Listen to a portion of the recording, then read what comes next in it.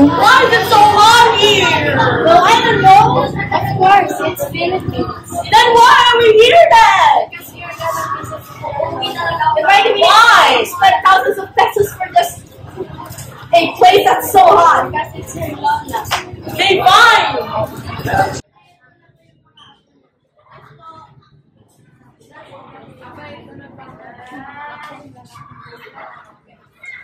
Signal, my phone's even dead. I know, right? Just imagine. Why is this place always so hot? Ito mga batang ito, sanay sa walang kuryente, ganito na lang magkwentuhan na lang tayo tungkol kay Andres Bonifacio. Then who is Andres Bonifacio? Sa kalagitnaan ng mahigit 300 taong pananakop ng mga Kastila, nagpatuloy ang pagkakaroon ng takot sa puso ng mga Pilipino. Hindi makamtan, malaya ang inaasan. Hindi magawang lumaban dahil sa takot na nakatanim sa kanilang mga puso't isipan. Sa ika-30 ng Nobyembre, taong 1863, isisilang ang isang sanggol na siyang manguna upang lumaban sa mga Kastila at pakasan ang pananakop nito. Kalaunay, ikalalanin siya bilang ama ng himagsikang Pilipino. Kilalanin natin si Andres Bonifacio.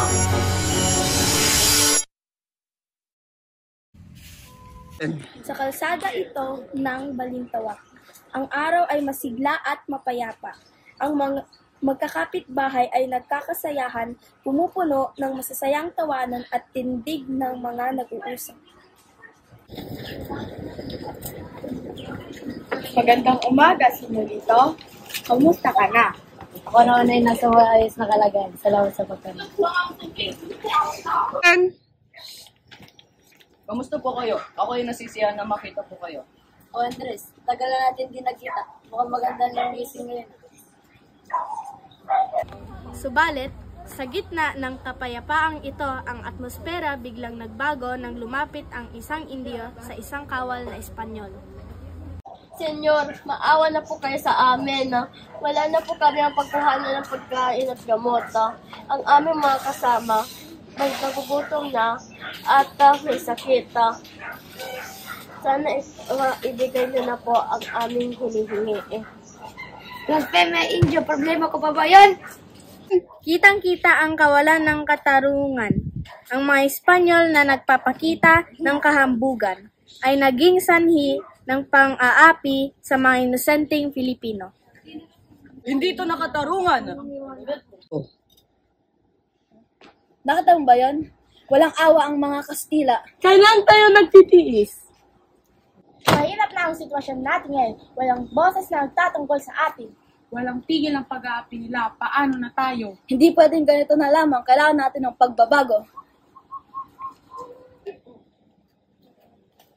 Hanggang kailan pa itong matitiis? Hindi na pwede ito.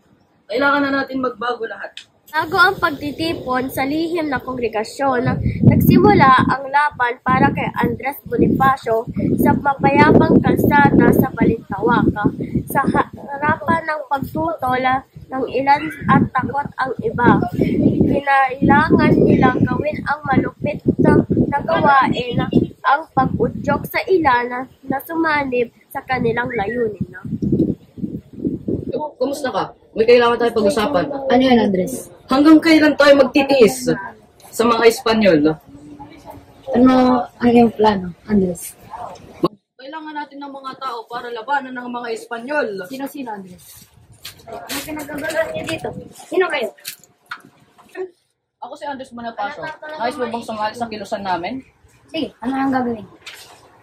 Kapatid kong mga Pilipino, kailangan na matapos ang kasamahan ng mga Espanyol sa atin.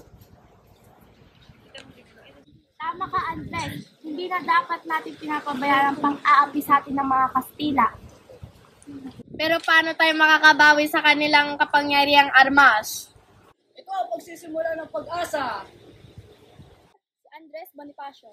kasama ang makahalagang personalidad na magiging pangunahing miyembro ng katipunan, ay nagtitipon sa isang lihim na lugar.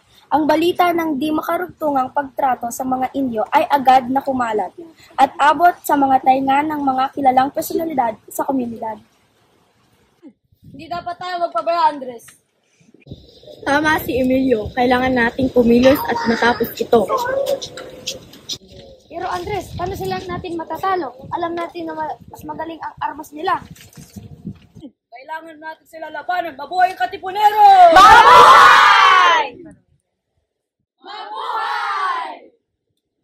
Ano na ang susunod na hakbang, Andres? Punitin ang sadula! Punitin ang sadula!